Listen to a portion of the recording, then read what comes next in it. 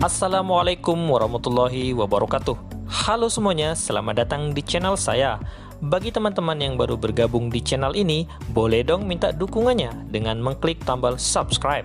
Jika sudah, saya ucapkan terima kasih. Malam ini saya makan di Pangandaran dengan lobster. Satu ekor lobster ini beratnya kurang lebih 400 sampai 500 gram.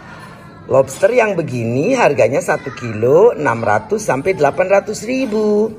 Berarti satu ekor lobster ini 400 ribu. Bibitnya diambil dan dijual hanya dengan harga 30 ribu saja. Berapa rugi kita? Apalagi kalau lobsternya mutiara jenisnya.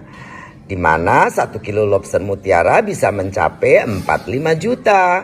Satu ekor 400 gram itu sudah berapa harganya? 1 juta rupiah.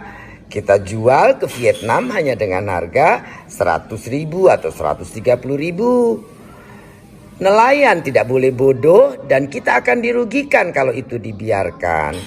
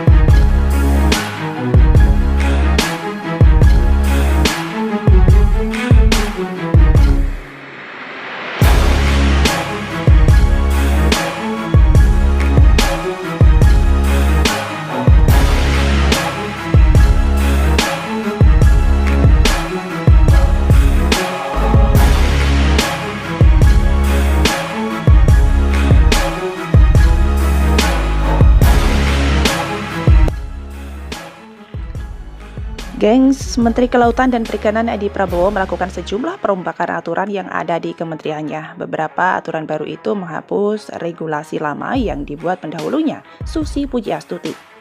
Edi beralasan penyesuaian sejumlah aturan di KKP perlu dilakukan. Tujuannya guna menghilangkan hal-hal yang dianggap menghambat dunia usaha dan keberpihakan pada nelayan kecil. Kata Edi, kepastian usaha dibutuhkan industri perikanan dan nelayan. Kendati demikian, sejumlah gebrakan politisi Partai Gerindra ini justru menuai kontroversi. Dia mengaku sudah melakukan kajian matang untuk merevisi aturan-aturan di KKP. Polemik mencuat karena Edi dianggap mengotak-atik aturan yang dinilai sudah sesuai jalur yang ditertibkan Menteri KKP sebelumnya. Dan gengs, berikut ini sederet aturan era Susi Pujiastuti yang ditenggelamkan Edi Prabowo. Yang pertama adalah membuka ekspor benih lobster. Nah, pada era Susi terbit Peraturan Menteri atau Permen Nomor 56 Tahun 2016 tentang larangan penangkapan dan atau pengeluaran lobster, kepiting, dan rajungan dari Indonesia. Dan justru karena inilah Edi Prabowo diduga terkena OTT KPK. Gengs, larangan inilah yang masuk daftar Edi untuk direvisi. Menurut mantan anggota Komisi 6 DPR ini, larangan lobster banyak merugikan nelayan. Edi mengaku punya cukup alasan merevisi Peraturan Menteri tersebut Nomor 56 Tahun 2016 tentang larangan penangkapan dan atau pengeluaran lobster, kepiting, dan rajungan dari Indonesia. Kita libatkan masyarakat untuk bisa budidaya lobster, muaranya mensejahterakan, kata Menteri Edi dalam keterangan tertulisnya. Dikatakan angka penyelundupan benih lobster sangat tertinggi ketimbang jadi selundupan yang tak menguntungkan negara. Lebih baik ekspor dibuka sehingga mudah dikendalikan. Namun pada kenyataannya gengs, kita ketahui saat ini lagi-lagi OTT KPK terkait hal ini. Dan gengs, yang kedua adalah membolehkan alat tangkap cantrang. Ya, Edi mengaku telah melakukan kajian terkait keluarnya izin penggunaan cantrang. Sebelumnya gengs, larangan cantrang dan 16 alat tangkap yang dianggap merusak lingkungan lainnya mulai diberlakukan pada tahun 2018. Kemudian selain dua hal tersebut, ada lagi peraturan yang dirombak oleh Edi, yaitu penenggelaman kapal pencuri ikan. Rencana menghapus hukuman penenggelaman kapal juga tengah jadi pertimbangan Edi, dan itu pun benar-benar sudah dilakukan. Edi mengatakan kapal yang harus ditenggelamkan hanya kapal pencuri ikan yang melarikan diri saat disergap. Gengs, ada breaking news untuk kalian. Kali ini berita yang cukup mengejutkan di mana Edi Prabowo ditangkap KPK terkait ekspor benih lobster. Oke, langsung aja yuk kita simak informasi selengkapnya berikut ini. Gengs, KPK dikabarkan menangkap Menteri Kelautan dan Perikanan Edi Prabowo. Diduga ia ditangkap terkait dengan kasus ekspor benih lobster.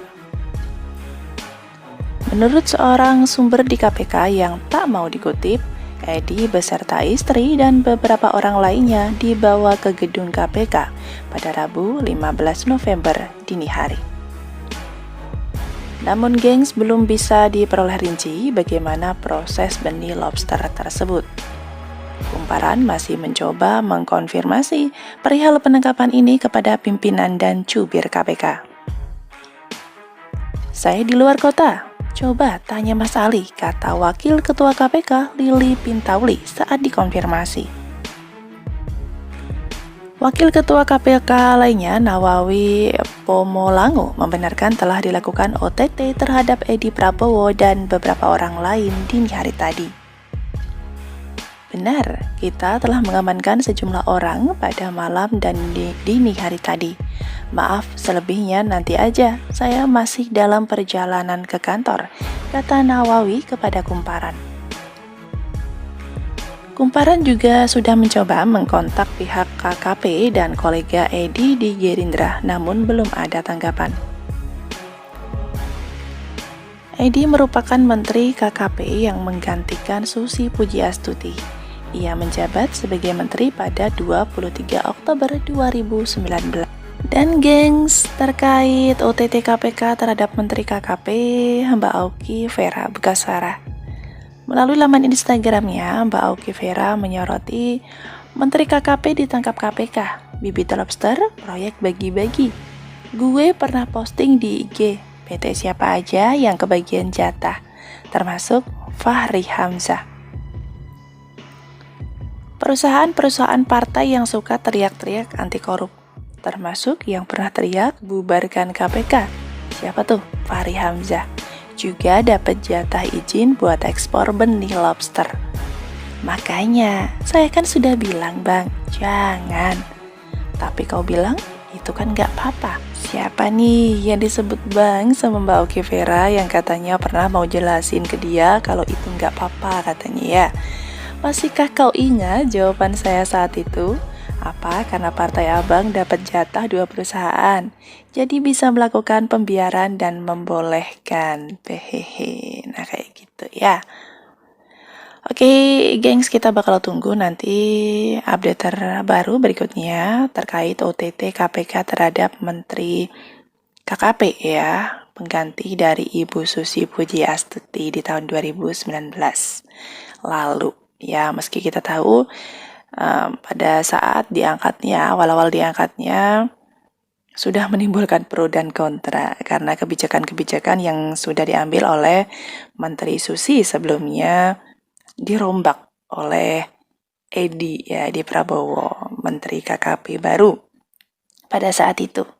Oke, see you di next informasi. Ada Mimin dan ada GBFM di sini, tekanan semua. Jangan lupa bahagia. Ini di Sabar Satu, bersama kita bisa maju. Bye.